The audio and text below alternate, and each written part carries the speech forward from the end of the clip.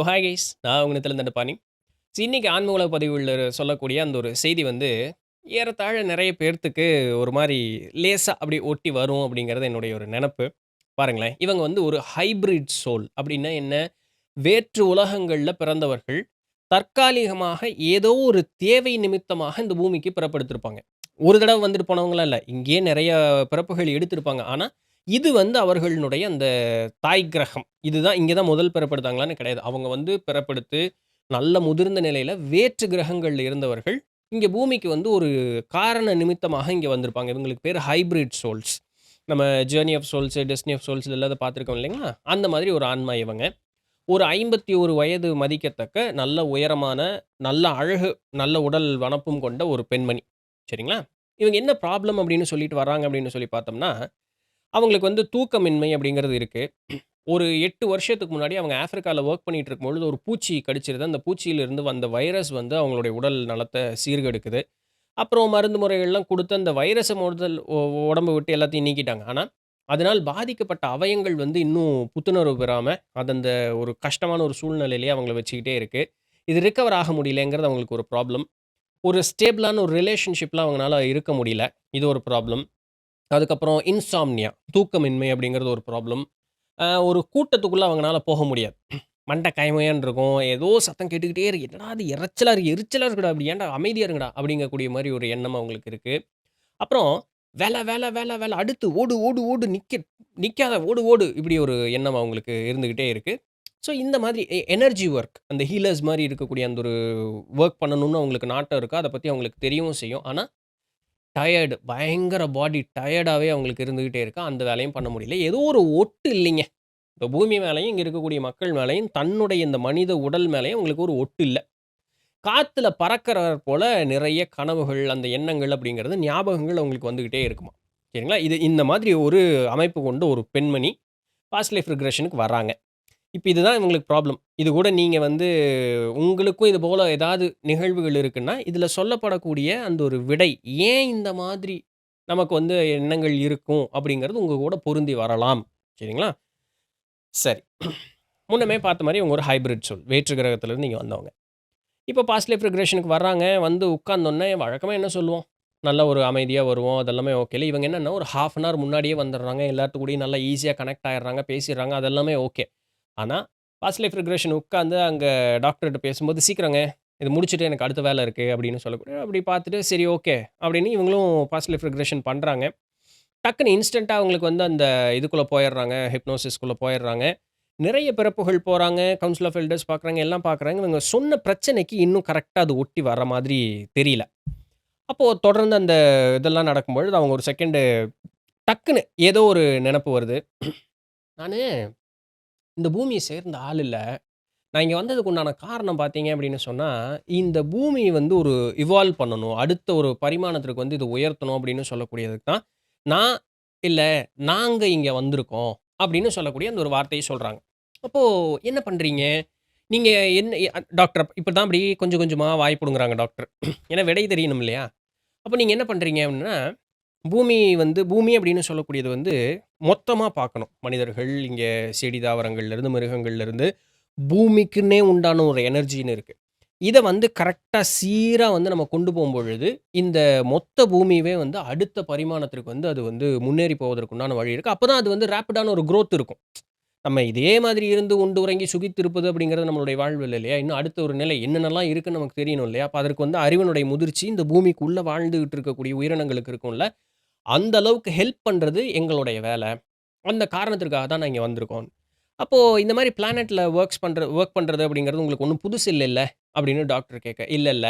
நான் வந்து வேற்று கிரகங்கள்லலாம் இந்த மாரி நெறைய பண்ணியிருக்கோம். நான் வந்து வேற்று கிரகத்தில எப்படிப்பட்ட ஒரு உயிரினமா இருந்தேன் அப்படின்னு சொன்னா, ஒரு இப்படி வந்து கொஞ்சம் இப்படி ஊசி மாரி இருக்கக்கூடிய ஒரு தலையாம். இப்படி ஃப்ளாட்டா இருக்கும். கொஞ்சம் இப்படி ஊசி மாரி வந்து இப்படி ஃப்ளாட்டா இருக்கும். கண்ணு, காது, மூக்கு, வாய் எல்லாம் கிடையாது. 4 ஆண்டனா இப்படி இருக்கிற மாதிரி இருக்குமாம். அந்த ஆண்டனா பார்த்தீங்கன்னா, இந்த ஓவல் ஷேப்ல இப்படி நீட்டமா இருக்கிற மாதிரி இருக்குமாம். 4ம் தன்னிச்சையாக 4 வெவ்வேறு வேலைகள அதனால செஞ்சுக்க முடியும். 2 இறக்கைகள் உண்டு. அந்த 2 இறக்கைகள்ல வந்து அந்த இறக்கைகளினுடைய ஓரத்தில இப்படி கொஞ்சம் இப்படி மேடு மேடா இருக்கிற மாதிரி உண்டான அமைப்புகள் உண்டு. நீண்ட வால் உண்டு. இது வந்து அறிவில் முதிர்ந்த ஒரு உயிரினமாக இருக்கு. இந்த உயிரினத்தினுடைய வேலை என்ன அப்படின்னு சொல்லி பார்க்கும்பொழுது, ஒரு புதுசா உண்டான கிரகத்தில இருக்கக்கூடிய அந்த சக்தி நிலைகள சீர் செய்யணும். சீர் செய்யும் பொழுது தான் அது ஒரு கிரகமா முழுமையாக உருவாகும். அந்த இடத்துல இந்த கேஸ் ஜெயண்ட்ன்னு இந்த இந்த ஒரு வெறும் அந்த ஆரம்ப நிலையில அது எப்படி இருக்கும்? சயின்ஸ் பேசுற மாரி இருக்கும். ஆரம்ப நிலையில எப்படி இருக்கும் அப்படின்னு சொன்னா, ஒரு புகை மண்டலம் போல இருக்கிற மாதிரி இருக்குங்க. இந்த புகை மண்டலம் அப்படியே சேர்ந்து, சேர்ந்து, சேர்ந்து அதற்கு மத்தியில ஒரு ஒரு புவியீர்ப்பு விசை ஆரம்பிக்கும். பின்ன அது அப்படியே கொஞ்சம் கொஞ்சமா சேர்ந்து இது பல காலங்கள் எடுக்கும். சேர்ந்து தான் ஒரு கிரகமாக உருவாகும். இப்படிதான் ஒரு ஒரு கிரகமோ, ஒரு நட்சத்திரமோ எல்லாமே உருவாவதற்குண்டான ஒரு ப்ரொசீஜர்ன்னு வச்சுக்கங்களேன். சரிங்களா? இந்த ஒரு ஃபார்ம் ஆகும்பொழுது இவங்க என்ன பண்றாங்கன்னா, இந்த மாதிரி உயிரினங்களாக இருக்கக்கூடியவர்கள் குழுவாக வந்து அந்த கிரகம் போல இருக்கக்கூடிய அமைப்பு இப்படி சுத்திட்டே இருப்பாங்க. இப்ப எப்படின்னா, அந்த சூப்பு கலக்குறோம்ல, அவங்க இப்படியே சொல்றாங்க. இந்த சூப்பு கலக்குறோம்ல, அதுபோல எங்களுடைய வேலை. இந்த அப்போ நாங்க இப்படி சுத்திட்டே இருக்கும்பொழுது என்ன ஆகும்னா, எங்களோட எனர்ஜி அந்த பூமியினோட எனர்ஜி கூட அந்த கிரகத்தினோட எனர்ஜியோட கம்பேர் பண்ணுவோம். கம்பைன் பண்ணிக்குவோம். கம்பைன் பண்ணி சுத்தும்பொழுது என்ன ஆகும்னா, எங்களோட எண்ணம் சரியா அது கூட இது போல இருக்கணும், இது போல இருக்கணும் அப்படின்னு இது பண்ணும்பொழுது, அதுக்கு ஏத்த மாதிரியே இது பண்ணும். அப்போ பொறுமையா விட்டோம்னா பல 1000 வருஷம், பல கோடி வருஷங்கள் ஆகும். நாங்க என்ன பண்றோம்னா, அதனுடைய ரேப்பிடா அத வந்து அந்த அந்த ப்ராசஸ ஸ்பீட் பண்றோம்.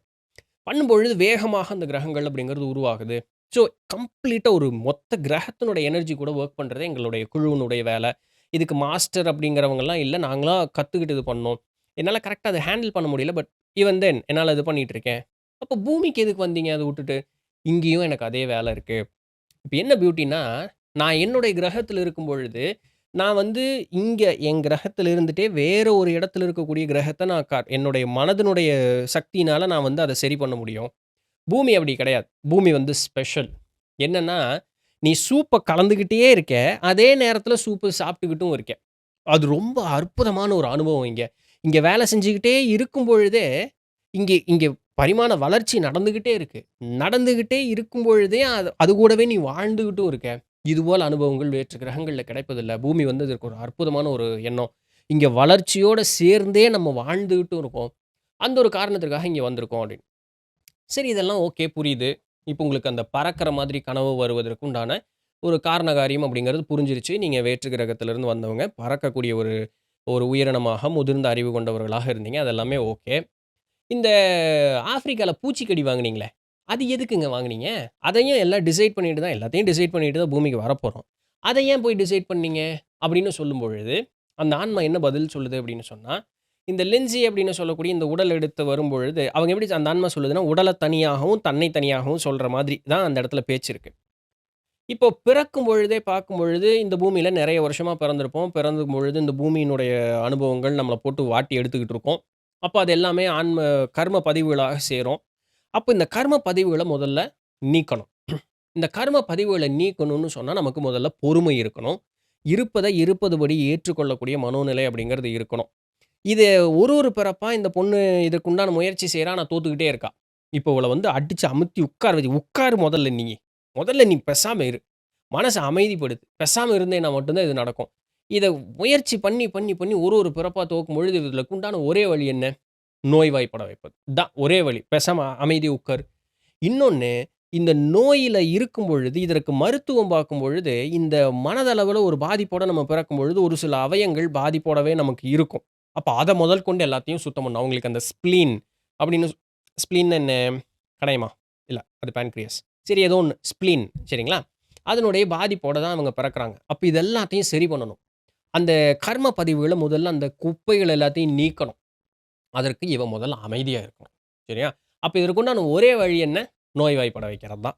அப்ப அந்த முடிவு எடுத்துட்டு வரும்பொழுது, அதற்கு தான் அந்த ஆப்பிரிக்கால அந்த ஒரு கடிய வாங்குனது 8 வருஷம். இப்ப அந்த வைரஸ் வெளிய போயிடுச்சு. ஆனா உடல் வந்து பாதிப்பிலேயே இருக்கு. இப்ப இவ எப்ப வந்து தன்னை முழுமையாக அமைதிப்படுத்தி, ஆஸ்வாசப்படுத்தி, பேசாம இருந்து அந்த எனர்ஜிய தன்ன வொர்க் பண்ண விடுறாளோ, அந்த தியானம், அந்த மன அமைதி அப்படிங்கிறத பண்றாளோ, கம்ப்ளீட்டா அந்த பாடி வந்து ரிகவர் ஆயிரும். அந்த கர்ம பதிவுகள் எல்லாமே அத விட்டு போயிரும். போச்சுன்னா, இவனால இம்மீடியட்டா இந்த பூமியினுடைய இதெல்லாம் பார்க்க முடியும். ஸோ ஏன் நோய்வாய்ப்பட்டதுன்னு தெரிஞ்சு போச்சா? இப்ப ஏன் தூக்கம் இல்லன்னு கேட்டா, அந்த பழைய வேற்று கிரகத்தில பிறந்த அந்த உயிரினம் இருக்குல்ல, அதுக்கு தூக்கமெல்லாம் கிடையாது. அது வேலை செஞ்சுட்டே இருக்கும். சரிங்களா? அந்த எண்ணம் வந்து இங்கேயும் இன்னும் வேலை செஞ்சுக்கிட்டே இருக்கக்கூடிய காரணத்தினால தான், இந்த மனித உடலுக்கு வந்து தூக்கம் வேண்டாம் தூக்கம் டைம் வேஸ்ட்டு சீக்கிரம் இது பண்ணு அப்படின்னு. அப்போ அந்த ஆன்மா திரும்பவும் சொல்லுது, இவ வந்து இத முதல்ல புரிஞ்சுக்கணும். மனித உடலுக்கு தூக்கம்ங்கிறது அவசியம். மனித உடல் தூங்குனா மட்டும் தான் தன்னைத்தானே புத்துணர்வு பெறுவதற்கு தூக்கம்ங்கிறது அவசியம். இத இவ புரிஞ்சுட்டு தூக்கத்த மனசார ஏத்துக்கணும். ஏத்துக்கிட்டா அப்படின்னு சொன்னாலே, இந்த ஹீலிங் ப்ராசஸ் அப்படிங்கிறது வேகமா நடக்க ஆரம்பிக்கும். எந்த விதமான ப்ராப்ளமும் இல்லாம நல்லபடியா இருக்கும். அப்படின்னு சொல்லும்பொழுது, இது எல்லாமே அவங்க, "ஓ! இதெல்லாம் இந்த மாதிரி இருக்கா? இதெல்லாம் இந்த மாரி இருக்கான்னு" அவங்க அப்படியே சொல்லிட்டே வராங்க. அப்போ, சரி நான் இத வந்து அவங்களுக்கு எல்லாத்துக்கும் புரிய வைக்கிறேன் அப்படின்ட்டு.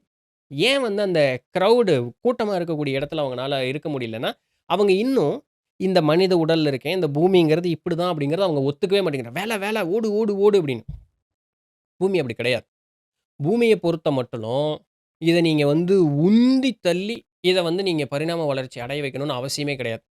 இது எந்த அளவுல உயர்ந்திருக்கு அப்படின்னு சொன்னா, இத சும்மா விட்டாலே அதனுடைய பரிமாண வளர்ச்சி அப்படிங்கிறது தானா நடந்துகிட்டு இருக்கு. பூமி அந்த அளவுக்கு வளர்ந்துருச்சு. இருந்தாலும், நம்மளுடைய ஒரு ஹெல்ப், நம்மளுடைய ஒரு புஷ் அப்படிங்கிறது ஒண்ணு தேவைப்படுது. ஸோ, நீ வந்து மத்த கிரகங்கள்ல வேலை செஞ்ச அளவுக்கு மெனக்கெடணும்னு அவசியம் கிடையாது. ஸோ, இப்போ உன்னுடைய வேலை என்னன்னா, முதல்ல உன்னைய நீ சரி பண்ணிக்கிறது மட்டும் தான். இது சரி ஆனா தான், இந்த பூமிக்கு வந்ததனுடைய உன்னுடைய வேலை அப்படிங்கிறது சரியா நடக்கும். அப்ப நீங்க செய்ய வேண்டியது என்னன்னா, பொறுமையா, அமைதியா இருந்து உன்னைய நீ ஹீல் பண்ணிக்கிறது மட்டும் தான் வேல. இது மருந்து முறைகள்னால குணமாகாது. உடம்பினுடைய எனர்ஜி வொர்க் நடந்துகிட்டு இருக்கு. ஸோ, அத நீ வந்து விடணும் அப்படின்னு சொல்லி. அப்ப இதெல்லாம் கரெக்ட்டா பேசி முடிச்சிடுறாங்க.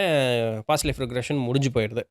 முடிஞ்சு போனோனே, அடுத்த ஒரு 6 மாத காலத்திற்குள்ளாக இந்த டாக்டர் வந்து அவங்க கூட தொடர்புல இருந்துகிட்டே இருக்காங்க. இந்த செய்திய வந்து டாக்டர் நமக்கு எழுதும் பொழுது அவங்க வந்து அந்த லின்சின்னு சொல்லக்கூடியவங்க என்ன சொல்றாங்கன்னா, கவுன்சில் ஆஃப் எல்டர்ஸ் சொன்ன மாதிரியே, எனக்கு வந்து ஒரு நல்லா சப்போர்ட் பண்றதுக்கு ஏத்த மாரி ஒரு ஆண்மகன் எனக்கு துணையாக ஒருத்தர் கிடைச்சிருக்காரு.